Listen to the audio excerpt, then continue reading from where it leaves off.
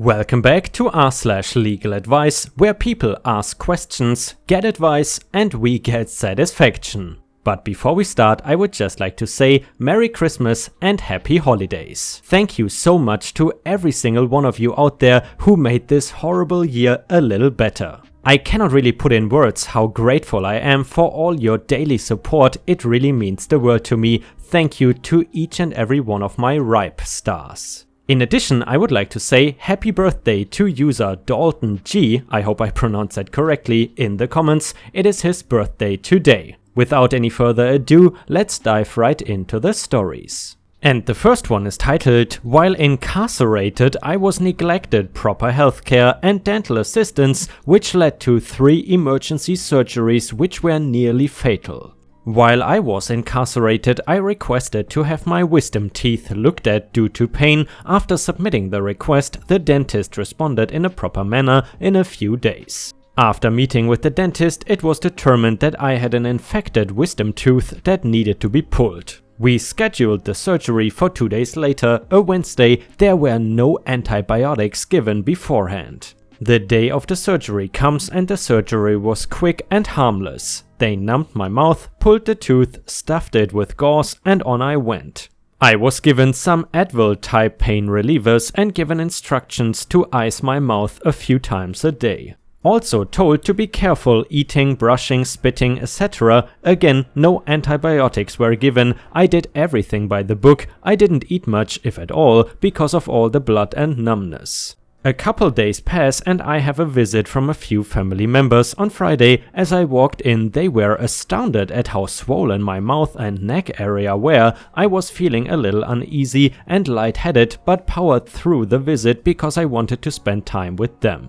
I promised when they left that I would ask to go to the infirmary to get checked on. Once I returned to my dorm, I asked the correctional officers if I could be passed to the infirmary to see a doctor due to my mouth swelling and dizziness. They agreed and I was on my way.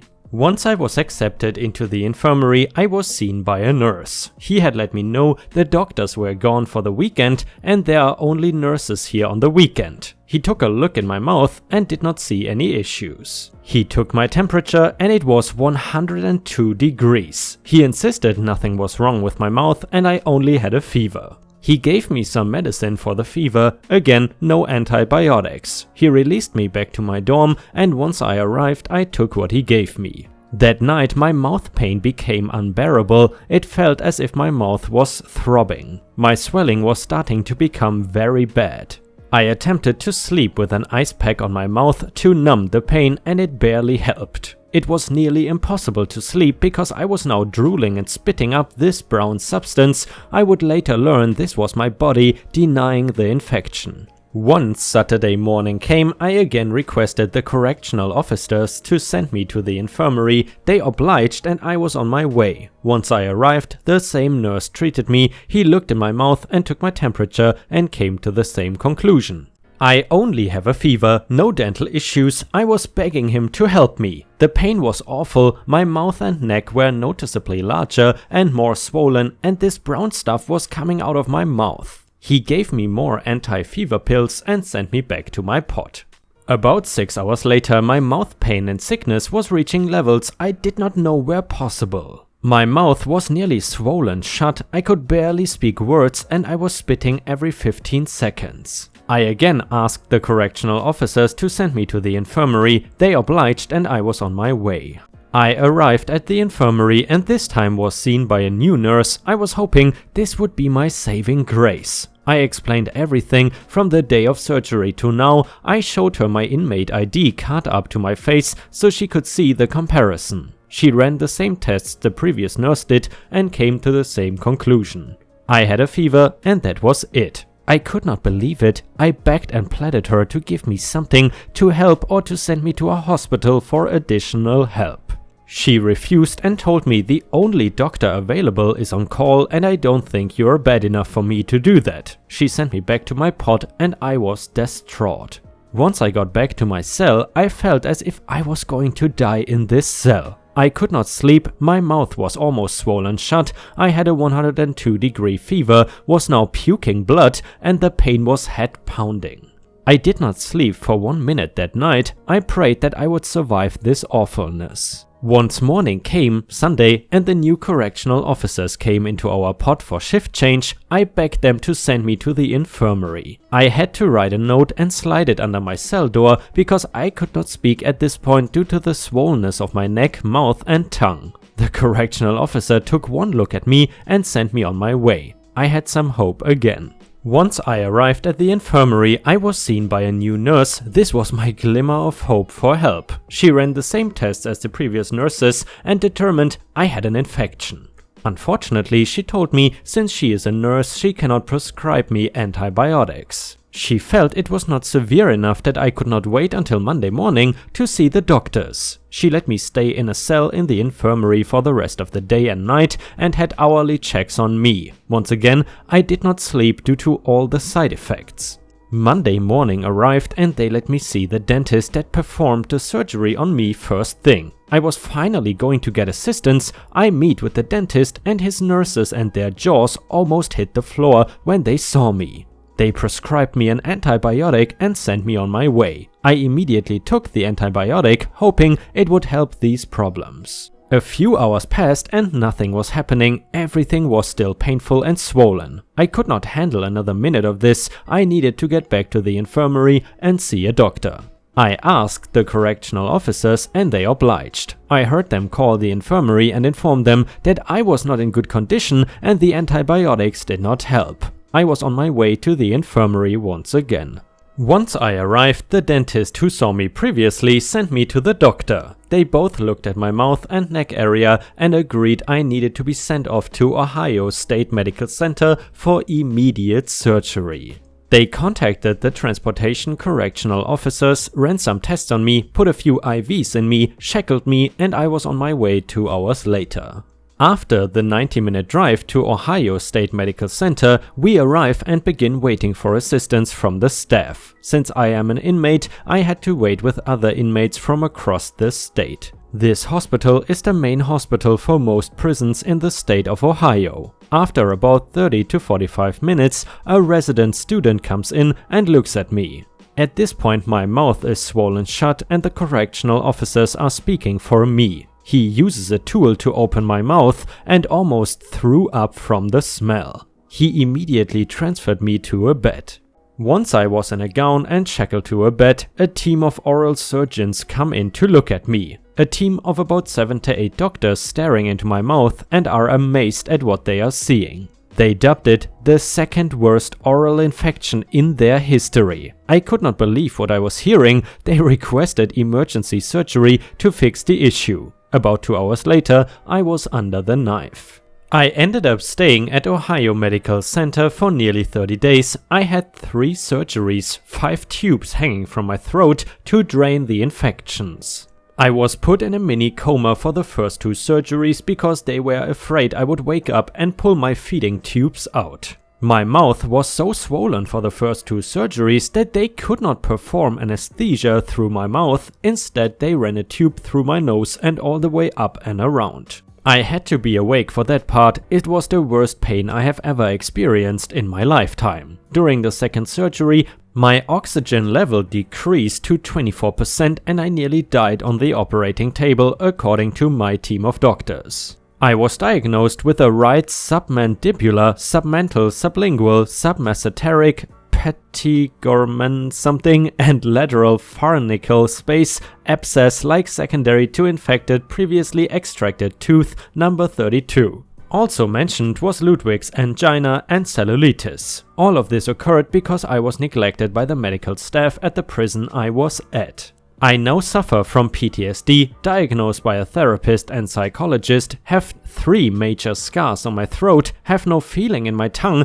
and have pain daily in the area of the surgery. It is also very difficult for me to eat foods that involve high levels of chewing. I have hired an attorney who specializes in inmate neglect and prison conditions. We are proposing a civil suit in federal court. I was curious about research. I cannot find anything similar online. How do we go about determining the amount in damages? How does one put a price on nearly dying? How does this procedure work in terms of length? The complaint is to be filed in May. And a user in the comments said, a lot of jails/prisons use private companies for their medical staff, and those private companies are terrible.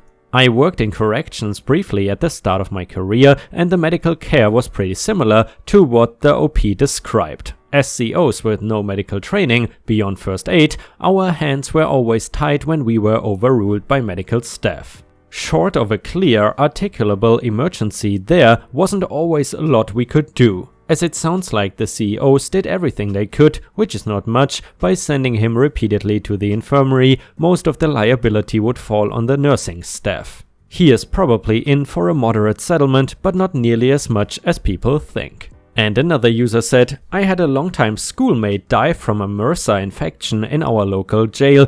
He did not have his prescription when he went in. He notified them that he needed those meds. Allowing something as dangerous as MRSA to go untreated in a confined population is major screw up as it is, but they just let him die. It was days. He was a kind, misunderstood class clown. He did not commit a morally serious crime either, not that it should matter, it was the jail and not prison.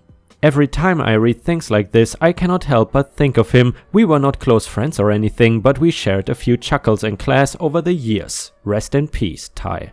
And another user said, I know that the comments to ask his lawyer all these questions are correct, but I am very interested in this one. It is pretty horrifying. And another user said, I have a lawyer buddy who used to work in prisoner advocacy, and she saw this kind of stuff all the time. In one of her prisons, the doctor retired and they didn't bother to hire another one, even though my buddy's client had breast cancer and needed chemo treatments. Her breast was literally necrotic and rotting through, and they still said that providing medical care is not their responsibility. John Oliver did a piece on it and the severe epidemic of neglect in our prisons. It's really a national disgrace. And another user said, I cannot believe there's no doctor on duty over the weekend. That is messed up. And you know guys, something about going to prison that I didn't know previously was, and maybe this is dumb that I didn't know this before, I'm not sure, but I always thought the punishment of going to jail also includes essentially getting treated like crap over there. However, from what I know now, the actual only punishment is supposed to be that they take your freedom away, but essentially there should be no reason why they treat you so badly there, aka not giving you a doctor, etc. And actually I came to understand this after watching a bunch of the world's toughest prisons, I think that's what it's called on YouTube, and if you're interested in these sort of documentaries, I can really recommend those. One of the best ones was the world's toughest prisons episode in Madagascar. After that one, you really appreciate where you are in life right now, no matter your circumstances. In addition guys, I would like to know, have you ever had a wisdom tooth removed? I think a few years back my dentist told me that this will supposedly never be necessary for me, so I am very happy about that, but I hope this stays true. My girlfriend had a wisdom tooth removed not very long ago, and it is not a very pleasant experience. And thankfully we got an update to the incarcerated and neglected proper healthcare story. Hi all, I wanted to provide an update to my post that I submitted here a year or so ago. After a long and lengthy legal back and forth with the state of Ohio, I was rewarded a settlement of $350,000 to split 65 and 35 with my attorney. I want to personally say thank you for all your legal advice before I started this process. The tips and comments were extremely helpful. Wishing you all a happy holiday. Cheers. And guys, even though that was not the most lengthy description of OP's win, but I still appreciate the positive outcome. Obviously guys, I wouldn't have told you a story with a super negative outcome on Christmas. And the next one is titled Theft of State Property, Indiana, USA. I like to collect items that are not typically sold to the public in stores, street signs, traffic lights, gumball machines, payphones, etc. I will be moving out of state soon and needed to downsize on my collection a bit. I placed an ad on Craigslist to sell a construction barrier. The kind that folds out to stand like a ladder, 3 feet tall. It is clearly marked that it is local to my city, sewage company. Another one I have is also clearly marked. I received this from a former co-worker, very sweet older woman in her 60s. We were outside having a smoke break and we were talking about hobbies. Long story short, after telling her about mine, she told me she had this item and has been meaning to throw it away. She brought it to work for me to have. She told me her son left it at her house when he moved out about 15 years prior. I received a hit on Craigslist. In my ad I explained I was moving and already have a small collection of these. He was interested in everything. Well, I had a total of 2. I was being brief in my ad when I said a collection. I only intended to sell 1 of 2, but figured it is less space to clutter. We set up a time and gave him my address. I brought out to my porch the old construction barrier, a recent looking construction barrel looking like a big orange soda can, and a walk/don't walk sign. These later 2 items I bought off a guy from Craigslist over a year ago. He has a garage full of these traffic lights, walk signs, street signs. I've only found him after my first purchase of 3 walk/don't walk signs on Craigslist through his ads and noticing his garage. No email exchanges, he always left his number. So at times when I had the cash, I would inquire about his ad, soda machine/mirror bar sign, and ask if he had any more traffic lights, etc. I never keep the numbers and addresses I get from Craigslist. I have met with him about 4 times in a 3-year span. Everything seemed legit and told me that he's a vendor at a well-known car show out here. He sells these items there every year. Today I discovered me selling these 3 items is illegal, though the walk sign might be returned to me. But these other 2 items are property of the city for certain. I was not arrested and he pretty much told me in so many words, I believe you, but you better be able to show me the guy that sold them to you. I'm going in the station tomorrow and I'm a bit nervous. I really don't want this lady I got the barrier from to be involved in this. She has quite a few health issues, and when I worked with her, many times I felt upset that she was still working and not retired. Would feel terrible for having police show up at her door over this, but lying to the police is kind of a big deal. This is the only item I did not get from Craigslist. The other 2 items I purchased over a year ago, I have spent all day looking for an ad that might be the guy and have made many phone calls inquiring about items that might belong to this person. I've had no luck so far. I don't know what to do. I want to fully cooperate but also protect myself. Aside from the obvious, lawyer up, can any of you Rex provide me any insight? Thank you for your time in advance. And a user in the comments said, small claims, at least in my state, works fairly quickly. You could simply hold on to the check and wait and see what small claims does. Another user said, go to the district, not circuit, court in the city of apartment. They will have forms and the clerks can give you information on the small claims process. Small claims is designed for non-lawyers to use and understand. And another user said, if the limit is 45 days, it's the postmark that is likely to control timelines. If the 17th is exactly 46 days, I would give it until the 20th because of the envelope containing the check is postmarked the 45 days out from the end of your lease / when you vacated, you will be unlikely to recover and might end up responsible for court costs of your LL. See your lease. And I have to admit guys, that is one of the strangest hobbies I've probably come across so far.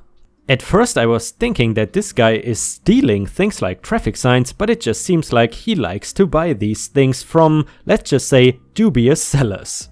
Do you have any strange or interesting hobbies? Let us know in the comments, and while you're at it, please don't forget to like the video and post some star emojis in the comments if you want to support the channel. Thank you so much in advance, your help is very much appreciated.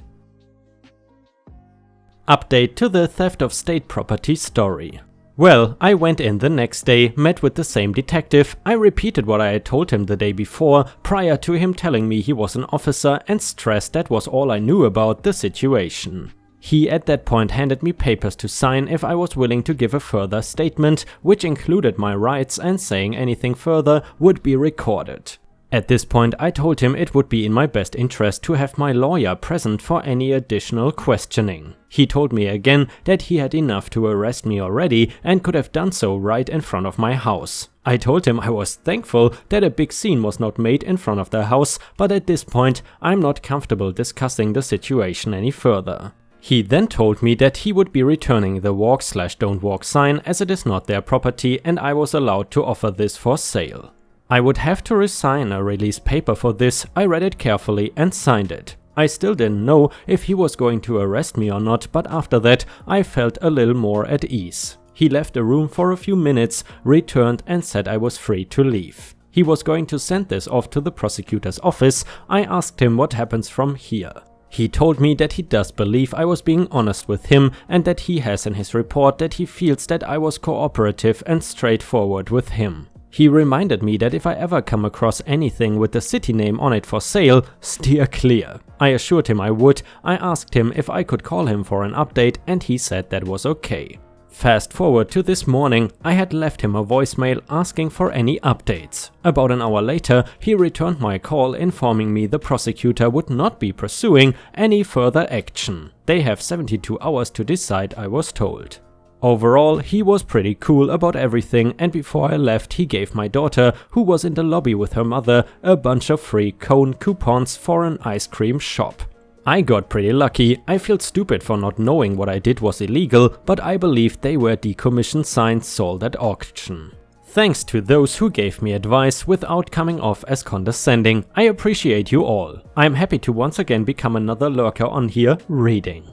And I gotta say guys, that is one of the most bizarre hobbies I've ever heard of. However, I would love to know if you have any interesting or strange, at least for outsiders, hobbies. Let us know in the comments. However, unfortunately we have already reached the end of the video and I would once again like to say Happy Holidays and Merry Christmas to each and every single one of my ripe stars. Without all of you coming here every single day watching my content, none of this would be possible. Thank you so much for making this dream come true. Either way, on another side note, I am gonna celebrate Christmas today on the 24th, obviously because I'm European, and I know that most of my American friends here celebrate on the 25th, but please correct me if I'm wrong there.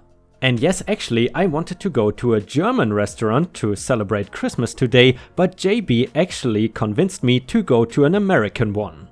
This is gonna be an all-you-can-eat buffet, and please tell me if this sounds good to you. I will read some of the items that they will have. So, they're gonna have whole butterball turkey, smoked ham, smoked chicken, roast beef, cranberry sauce, cornbread, coleslaw, roasted potatoes, mac and cheese, a salad bar, green beans, fruit brownies, apple cobbler, pumpkin pie, sweet lemon tea, and a whole lot more. I hope this sounds like a proper American Christmas celebration. At least it's gonna be my first one. However, I have talked for way too long. Thank you so much for watching my videos. I really appreciate your support and I hope to see you again tomorrow. Merry Christmas.